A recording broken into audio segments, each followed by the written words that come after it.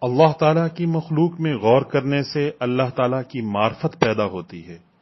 اللہ کی زیادہ محبت ایمان کی نشانی ہے۔ اللہ کی یاد محبت کی نشانی ہے۔ یہ اختیاری چیز ہے۔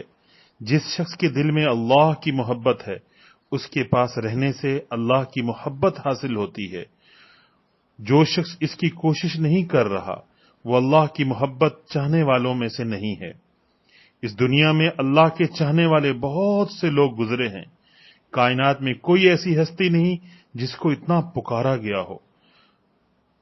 سب سے زیادہ جس کو چاہا گیا، سب سے زیادہ جس کو یاد کیا گیا، وہ اللہ رب العزت کی ذات ہے۔ حضور اکرم صلی اللہ علیہ وسلم نے سب سے زیادہ اللہ کو یاد کیا۔